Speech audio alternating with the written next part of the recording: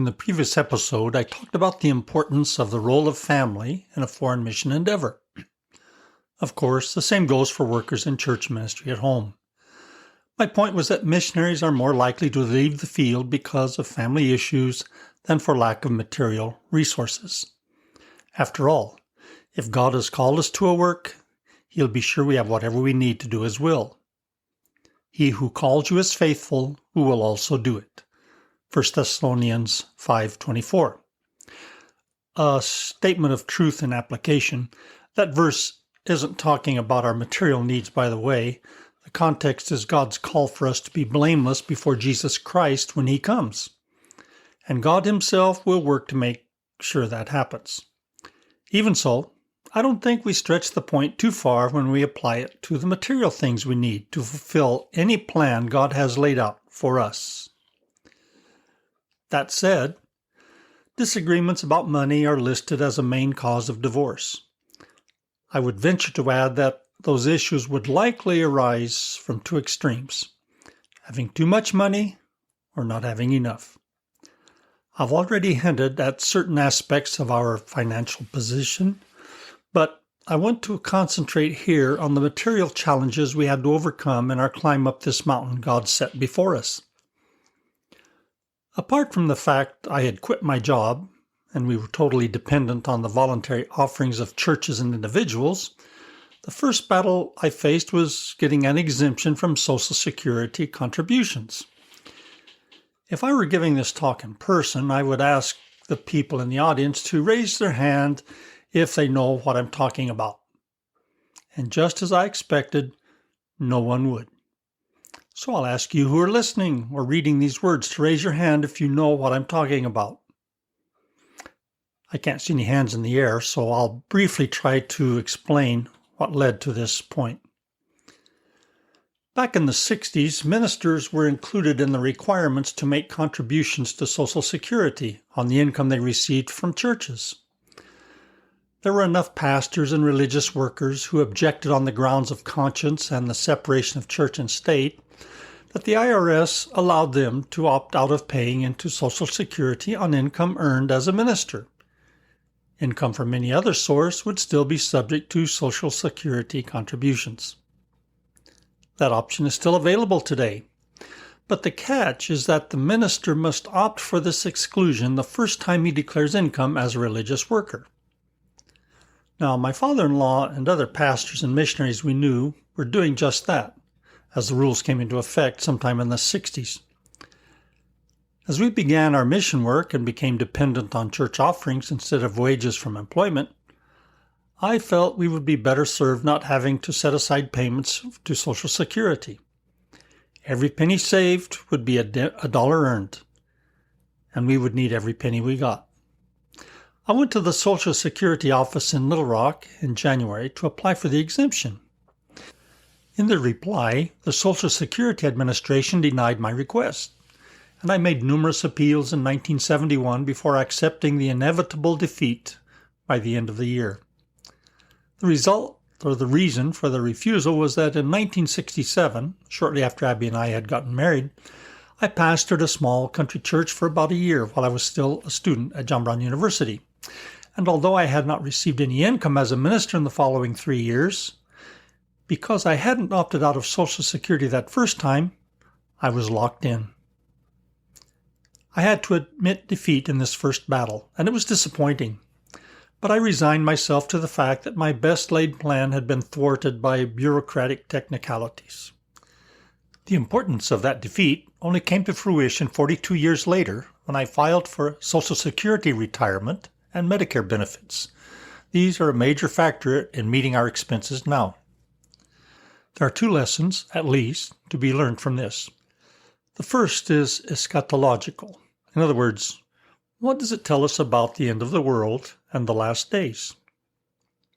Well, besides their convictions regarding the separation of church and state, there was the belief by some, like one brother my age who was starting his pastoral ministry the same time I was. And he believed that the world was going to end before our generation reached retirement age.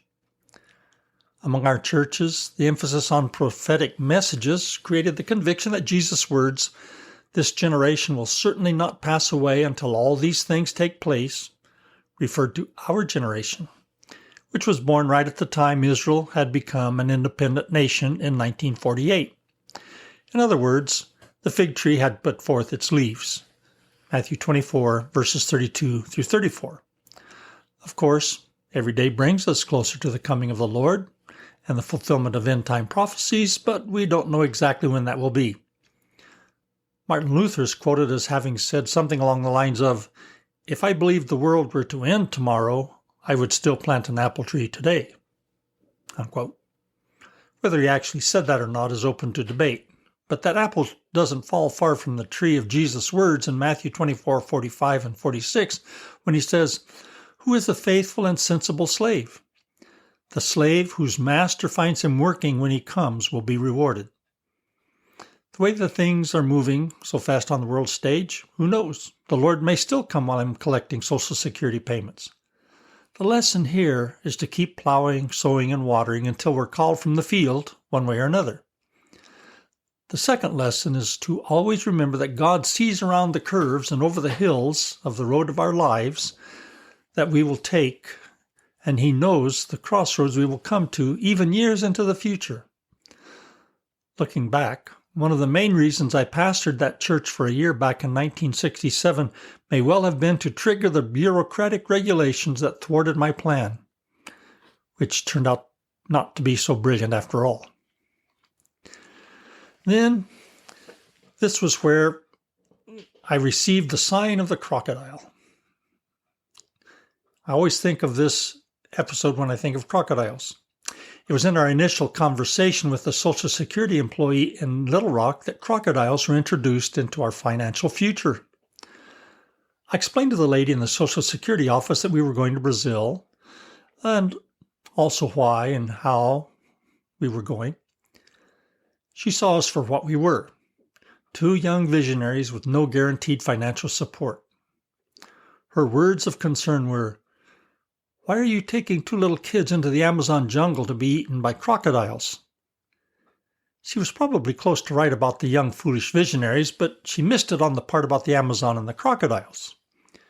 We were going to the other end of Brazil, thousands of miles from the Amazon. The greatest dangers we exposed our children to were not crocodiles. It was the traffic in São Paulo and the black espresso coffees the teenage girls of the church gave Jeff back in the kitchen while we visited with their parents in the living room. He wasn't even 2 years old yet. Material sacrifices? Well, God never told us to sell all and give to the poor, like Jesus told the rich young ruler to do, but in moving from continent to continent 3 times, we came pretty close to giving it all away. More about that in the chapter on 1972, when we finally made the first intercontinental jump. In October of 71, we were informed by Brother Garner, see episode 7, that the church would sell Abby's piano and use that money for the travel fund. The piano. As I mentioned in episode 7, the piano is a recurring element in our story. Abby's older sisters had piano lessons, but when it was her turn, there was no money left for lessons. Her parents got her a correspondence course instead, and from the time she was 9, she taught herself to play the piano. After we married, a piano was as essential in our home as a stove and refrigerator. But taking the piano to Brazil was out of the question, and there was no place to store it. Besides, we had no intention of coming back from Brazil anyway. In the end, when we did leave Brazil, it was for reasons we never dreamed of. Doing without her piano was as big a sacrifice as Abby could make. She would sooner leave behind her father and mother, and Jesus said we should be willing to do that. And although he didn't mention a piano, I think it's safe to say he meant that too. We never knew what our income would be from one month to the next, or even one day to the next. We knew God would provide our needs, no matter their size, and if we had the cash, we would take a step of faith and buy them. The only credit cards we had were for gas at Phillips and Mobil stations. One Wednesday in early December in California, we found a suit coat, a pair of pants, and 2 ties on sale at Sears, and paid $57.89 for them. I'm not sure what we expected to buy with the 14 cents I had left in my pocket. But that night at a church meeting, the ladies' auxiliary gave us $26 and the church gave us a $25 offering. I had a new coat, and we had enough to go on to the next day. Full disclosure here. What I spent was all the cash we had. That morning I had cashed $318 in checks and bought $260 in traveler's checks. That's why I had $58 in cash and then had 11 cents change left over from buying those clothes. Doing the math, I must have had 3 cents in my pocket before I cashed those checks. But this raises another question. Do traveler's checks even exist anymore? I mentioned earlier how God used His people to provide us with our daily bread in Tacoma. But in Portugal, He used neighbors who would never dare to come hear the gospel from quote-unquote Protestants, who knocked on our door and literally gave us the bread we would need for 4 days. Making tents out of cucumbers. We were blessed over and over by gifts and offerings of others, but we never asked for any offerings or launched any appeals for support. We would let people know what our specific needs were if they asked and seemed truly interested, but that was not our standard practice. Before bivocational became a catchword for missionaries engaged in tent making for support, we were trivocational. We tried our hand at anything that came before us to make ends meet. Years later in Madeira, we made macrame and decorated wedding cakes. We sold Bibles and greeting cards. I taught English and did translations. And eventually I worked for the U.S. Department of State as a consular agent. All of that was foreshadowed in 1971. In September, our offerings totaled $90, following the 3 preceding months in which the offerings were under $200 a month. This was while I was doing a linguistics course in Seattle. Earlier I mentioned the crocodiles we were warned about in January, and now in September, here come the cucumbers. We spent September with Abby's sister and her family in Bellingham, Washington. I had no preaching appointments, so we worked. Abby's brother-in-law, Carlton, was delivering newspapers on a rural route every morning from 2 to 5 a.m., and for a couple of weeks I made $6 a night delivering the newspapers for him. I'd come home to the house where we were staying and grab a quick nap if possible, and for 2 weeks Abby and I went out, and from 9 to around noon each morning, or as long as we could stand it, we picked cucumbers for the extravagant sum of 35 cents for a 5-pound bucket. It was cold and damp in the early morning. The prickly cucumber vines irritated our arms even when we wore gloves. It was back-breaking work, but rewarding. When we retired from our 2-week career as professional cucumber pickers, we limped away with $23.45 in our pockets.